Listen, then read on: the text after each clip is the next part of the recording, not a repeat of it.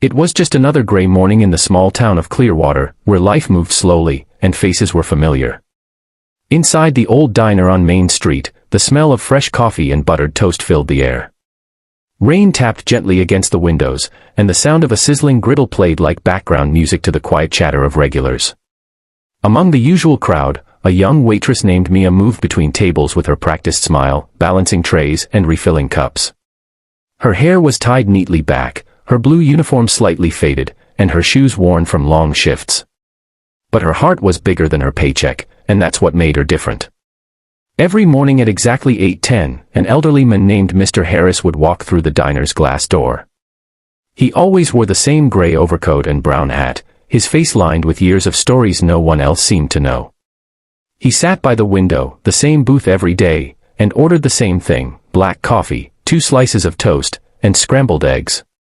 But unlike the other customers, he never said much.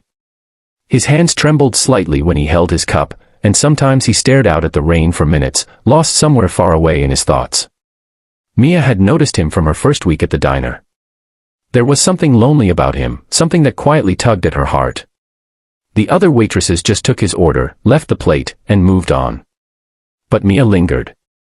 She asked how his morning was, made sure his toast was warm, and once even slipped him a small piece of pie on the house. It started as kindness, a simple act, but soon, it became routine. Every morning, she'd greet him with a smile and a fresh cup of coffee before he even asked. If you believe in kindness, second chances, and the power of small good deeds, please take a second to like this video, comment your thoughts, share it with others, and subscribe to Kindness Thread. Your support helps us keep spreading real stories that warm the heart. Over the weeks, Mia learned that Mr. Harris used to be a teacher. He'd lost his wife years ago and lived alone in a small house just outside town. His children had moved away, and though he rarely mentioned them, Mia could sense the quiet ache in his silence. Sometimes he brought an old newspaper with him, and other times, he just watched people, maybe remembering the life he once had. For Mia, who was struggling to hold herself together, his quiet company became oddly comforting.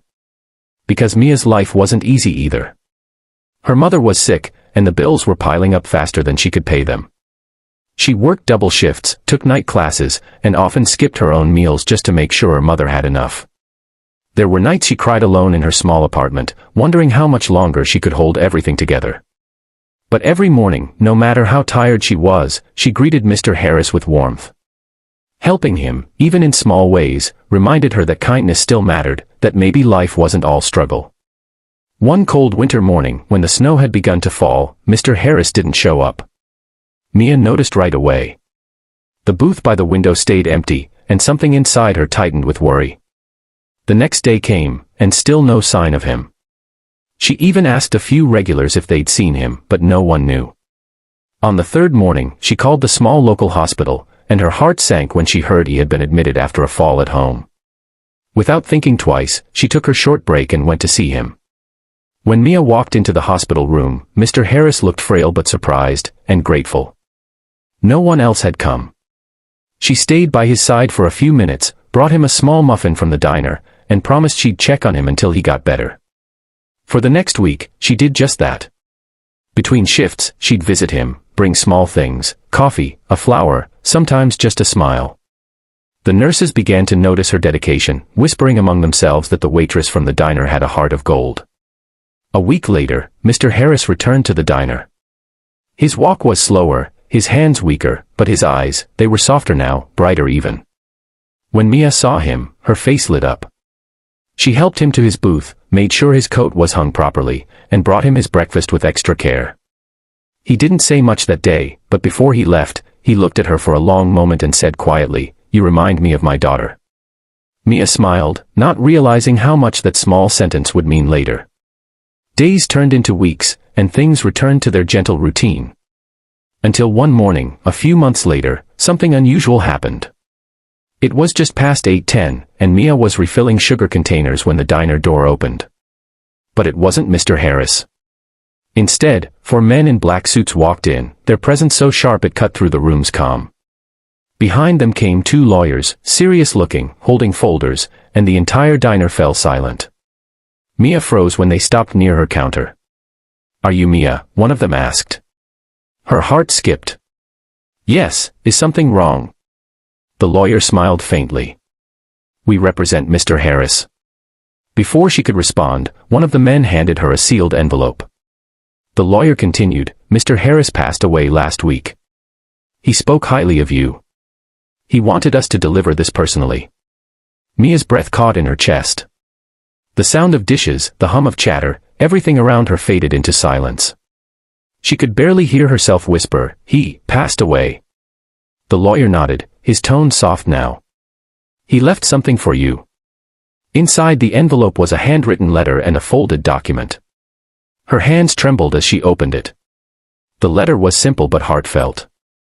Mr. Harris thanked her for her kindness, for the mornings she brightened, the warmth she gave, and for reminding him that compassion still existed in a world that often forgets it. He wrote that in his final years, her small acts of care had meant more than she could imagine. Then came the part that left her speechless. The document stated that Mr. Harris had transferred ownership of his old house to Mia. Along with it, a small sum of money, enough to clear her mother's medical bills and finally give her a chance to breathe. The lawyers explained that he had no surviving family willing to claim his estate. "He said you were the only one who treated him like family," the lawyer added gently. Mia stood there, tears streaming down her face, unable to find words. The regular customers, who had quietly watched the exchange, sat in stunned silence. The man who had sat in that corner booth for months, quietly sipping his coffee, had left behind a legacy of gratitude for the one person who cared enough to notice him. That night, Mia visited his house. It was small but warm, filled with books, photographs, and memories frozen in time. On his desk, she found a framed picture, one she hadn't seen before. It was of her and Mr. Harris, taken by another customer one morning when they were laughing over spilled coffee. He had framed it. As she stood there, the light of the setting sun pouring through the window, Mia realized that kindness doesn't always come back in the way we expect, but it always comes back. She closed her eyes, whispered a quiet thank you, and promised to keep his memory alive by continuing what she'd always done best, spreading kindness wherever she could. If this story touched your heart, please like the video, share it with someone who needs hope today, and subscribe to Kindness Thread for more real stories that remind us of the goodness still left in this world. Before you go, tell us in the comments, what's one small act of kindness you believe can change someone's day? Your words might inspire someone else to do the same. And as the final light faded from Mr. Harris's old house, Mia smiled softly, because in helping a lonely old man, she had unknowingly been given the greatest gift of all, the reminder that love, in its simplest form, is the most powerful legacy we can leave behind.